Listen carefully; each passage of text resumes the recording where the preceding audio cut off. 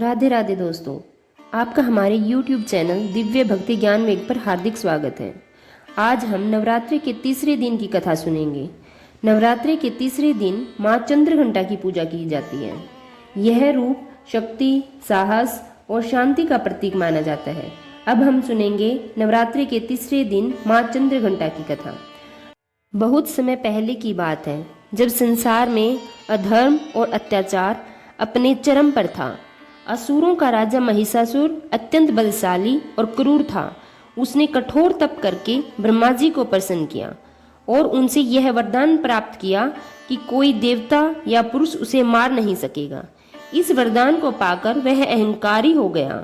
उसने तीनों लोकों स्वर्ग, पृथ्वी और पाताल में आतंक फैलाना शुरू कर दिया। स्वर्ग लोक पर आक्रमण कर उसने इंद्रदेव को पराजित कर दिया और स्वयं इंद्र सिंहासन पर बैठ गया। देवता भयभीत होकर इधर उधर भटकने लगे। तभी सब देवता मिलकर भगवान शिव, विष्णु और ब्रह्मा के पास गए और अपनी व्यथा सुनाई। देवताओं की पीड़ा सुनकर तीनों देव अत्यंत क्रोधित हुए। उनके क्रोध से एक तेज निकला, जो मिलकर एक दिव्य प्रकाश पुंज बन गया। उस प्रकाश से एक अद्भुत देवी प्रकट हुई। वो थी माँ आदि शक्ति, जो माँ दुर्गा का रूप है।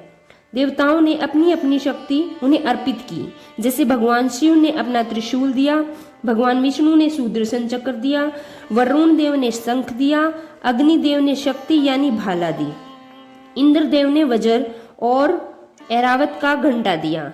इसी घंटे के कारण और उनके मस्तक पर अर्धचंद्र के कारण उनका नाम पड़ा था माँ चंद्रघंटा। माँ का यह रूप अद्भुत था। उनका वर्ण स्वर्ण के समान चमकता था। वे सिंह पर सवार थी और 10 भुजाओं में अस्त्र शस्त्र धारण की हुई थी। उनके मस्तक पे अर्धचंद्र घंटे के आकार का था, जिससे दिव्य ध्वनि निकलती थी। यह ध्वनि इतनी प्रभावशाली थी कि दुष्टों के हृदय कांप उठते थे और भक्तों के मन में शांति और साहस उत्पन्न होता था। एक अन्य कथा के अनुसार, जब माँ पार्वती ने भगवान शिव को पति रूप में प्राप्त करने के लिए कठोर तपस्या की, तब शिवजी उनके विवाह के लिए तैयार हो गए। लेकिन जब शिवजी अपने बारात लेकर आए तो उनका रूप अत्यंत विचित्र था। शरीर पर भस्म, गले में सर्प और भूतों प्रेतों की बारात। यह दृश्य देखकर माता पार्वती के परिवारजन भयभीत हो गए। तब पार्वती जी ने एक दिव्य और सौम्य रूप धारण किया। यही रूप था माँ चंद्रघंटा का। उन्होंने शिव जी को भी सुंदर और शांत रूप धारण करने के लिए प्रेरित किया, जिससे विवाह मंगलमय रूप से संपन्न हुआ। इस रूप में माँ ने यह संदेश दिया कि जीवन में उग्रता और शांति दोनों का संतुलन आवश्यक है। महिषासुर ने जब देवी के इस दिन के रूप के बारे में सुना तो उसने पहले विवाह का प्रस्ताव भेजा, लेकिन माँ ने उसे अस्वीकार कर दिया। इस अपमान से क्रोधित होकर महिषासुर ने अपनी विशाल सेना के साथ युद्ध छेड़ दिया। युद्ध का दृश्य अत्यंत भयंकर था।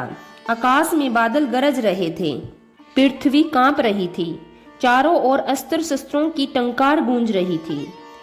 माँ चंद्रघंटा ने अपने त्रिशूल, तलवार और गदा से असुरों का संहार करना शुरू किया। उनके सिंह ने भी असुरों को चीर फाड़ दिया। अंततः माँ ने महिषासुर को उसके असली रूप में लाकर उसका वध कर दिया। युद्ध समाप्त होने के बाद देवताओं ने माँ की स्तुति की और कहा, हे माँ, आपने हमें भय और संकट से मुक्त किया है। आप ही हमारी रक्षा करने वाली हैं।